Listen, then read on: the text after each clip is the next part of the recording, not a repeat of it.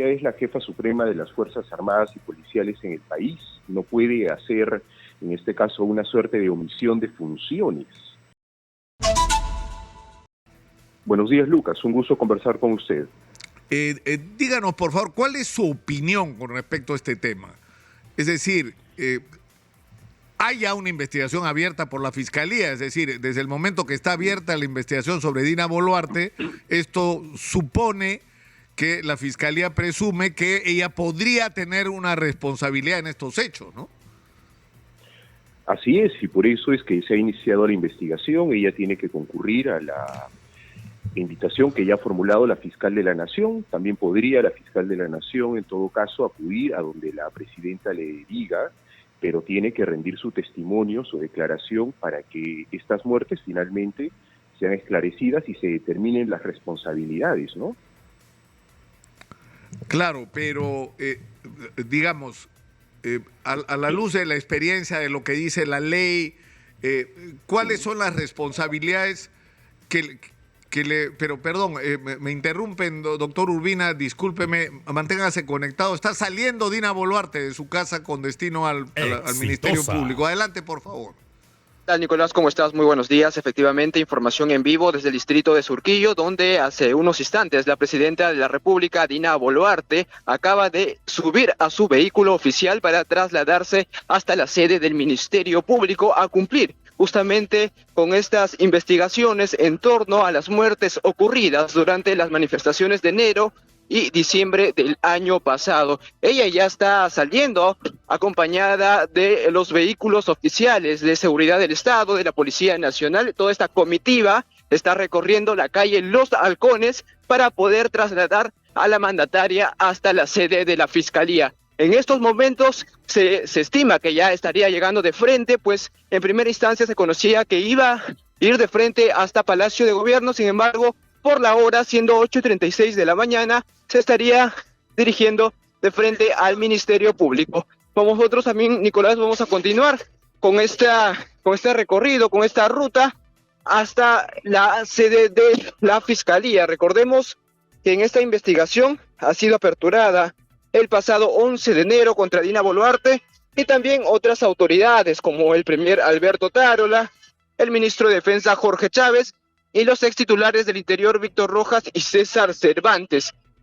Ya en esos momentos los vehículos están saliendo de la calle Los Halcones para dirigirse toda la ruta y llegar hasta el Ministerio Público, donde Dina Boluarte va a testificar, va a brindar sus declaraciones, va a responder estas preguntas ante el fiscal adjunto supremo Marco Guamán en la sede principal de la Fiscalía de la Nación. Nosotros vamos a continuar, Nicolás, siguiendo a la presidenta de la República. Sabemos que las arterias principales del distrito está un poco congestionada, por lo cual esperamos llegar también a tiempo a esta importante declaración que va a realizar la mandataria Dina Boluarte. Esta es la información que tenemos, Nicolás, para Exitosa en Lima 95.5.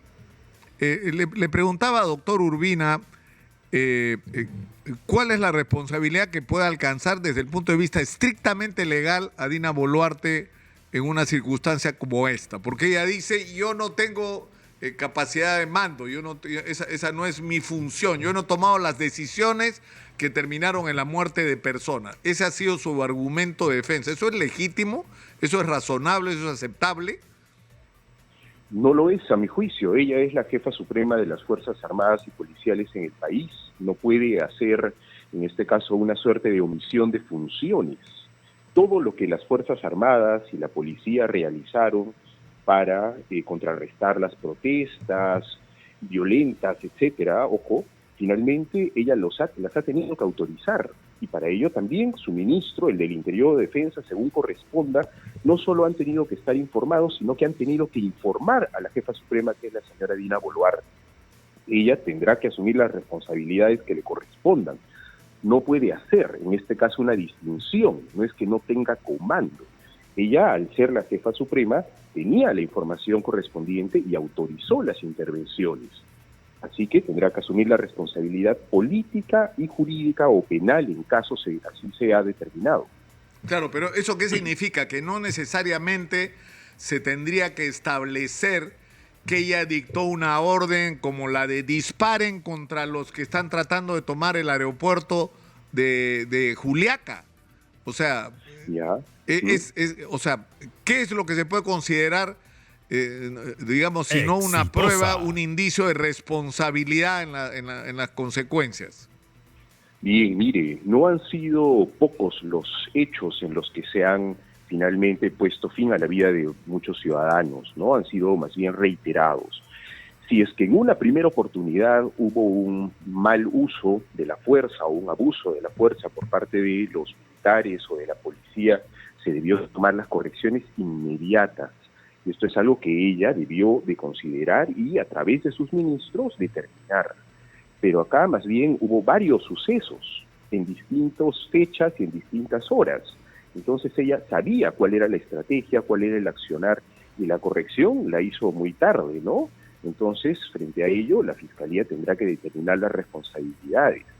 Ciertamente ella no es que haya acudido a disparar directamente, pero sabía cómo es que estaban actuando las fuerzas militares y policiales y lo permitió, ¿no? En un periodo de tiempo que no fue pues de unas horas, sino de varios días. Claro, porque hay quienes llaman la diferencia, por ejemplo, ¿no?, sobre lo que ocurrió en Lima, donde falleció una persona, pero fallece una persona a raíz de que un miembro de la policía le dispara a la cabeza, según han evidenciado las imágenes, una bomba lacrimógena.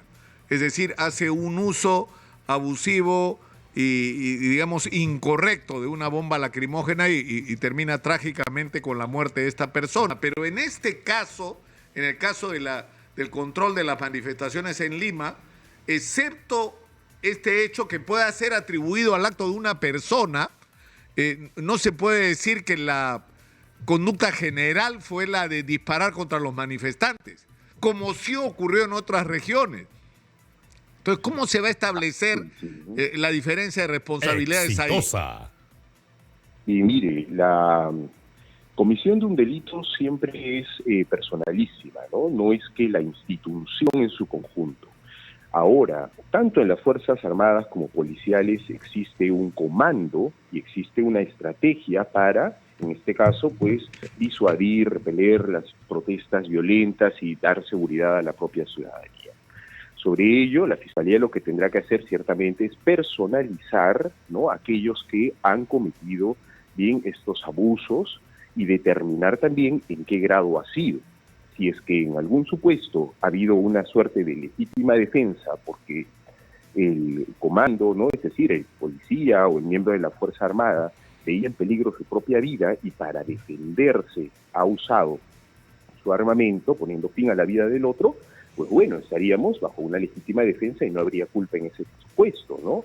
Pero cuando más bien ha habido bien una suerte más bien de digamos, de represión abusiva contra los protestantes, pues allí tendrán que asumir la responsabilidad aquellos que han utilizado la fuerza para poner fin a la vida de los otros, ¿no?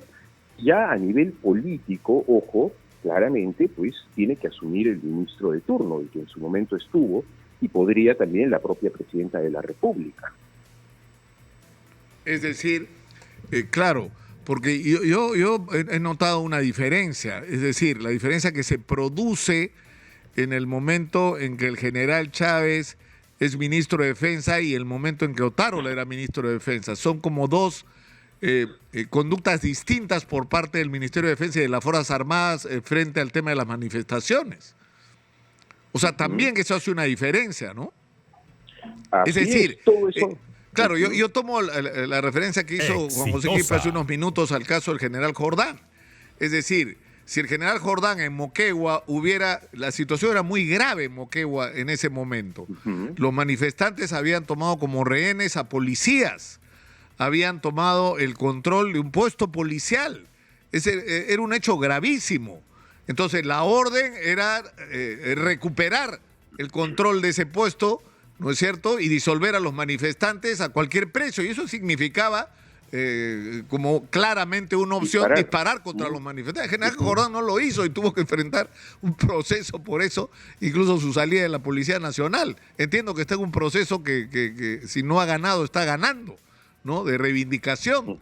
Pero lo que está claro es que así como puede haber una estrategia de manejar las cosas de una manera, puede haber la decisión de los oficiales a cargo de no hacer, o sea, digamos, de no seguir esa línea de conducta, ¿no? Así es perfectamente, ¿no? Porque aunque haya un comando y haya que obedecer, también puede perfectamente objetar en conciencia y también para salvar responsabilidad cualquier miembro de las fuerzas policiales o armadas, ¿no? Entonces, acá se tiene que determinar, ¿no? Lo que no puede pasar es que sucedan este tipo de actos, que haya muertos, bien, y nadie asuma responsabilidad. Habrá que determinar en cada caso qué fue lo que sucedió y obviamente sancionar al responsable, ¿no? Y también, ojo, determinar que hay, por un lado, una responsabilidad jurídica, penal, por la muerte de los ciudadanos, y también política, ¿no? Claro, ahora, en este contexto, ¿no es cierto? No solamente son importantes, no es importante la estrategia que se diseña, que se digamos, materializa en órdenes, ¿no? En instrucciones, en planes operativos, sino que también es importante el discurso, doctor Urbina. Es decir, porque el discurso ha sido de diagnóstico de qué es lo que tienes al frente. Si lo que tienes al frente es una sonada terrorista con intervención extranjera de los ponchos rojos de Evo Morales, financiada por el narcotráfico y todas las actividades ilegales imaginables, es decir, estás enfrentando una situación de amenaza para la seguridad nacional. No estás enfrentando a un grupo de gente que está descontenta políticamente y que por supuesto está infiltrada, ¿no? Por agitadores y por provocadores, ¿no? Pero el diagnóstico y la, digamos, la definición y el mensaje que da sobre qué es lo que tienes al frente también es importante, ¿no? Porque eso va a determinar la conducta de los miembros de la policía y del ejército. Así es, ¿no? Y para ello la Inteligencia Nacional ha debido reportar en su momento, ¿no? Y si es que ha sido así, como al parecer fue, bien, tendrá la propia Fiscalía también que merituarlo, ¿no? Pero ojo, o sea, es decir, si es que ha habido, como hemos visto, ¿no? Incluso algunos acusados de terrorismo o condenados por terrorismo infiltrados, a ellos se les tiene que identificar claramente y ellos deberán de asumir su proceso penal como ya pasó, ¿no? Y como tiene que seguir pasando, porque esto todavía no ha acabado. Lo trágico es que el discurso no ha coincidido con las consecuencias. Deberíamos tener una cantidad de armas incautadas y no hay, porque se dijo que los manifestantes estaban armados. Se habló de la presencia de infiltrados terroristas, de la que yo estoy convencido, pero no hay ninguno detenido, ni uno, ¿no? Exitosa. Bueno. Entonces, no sé, yo creo que esto lo tiene que esclarecer la investigación sin ninguna duda, doctor Urbina. Le agradezco mucho por habernos atendido esta mañana.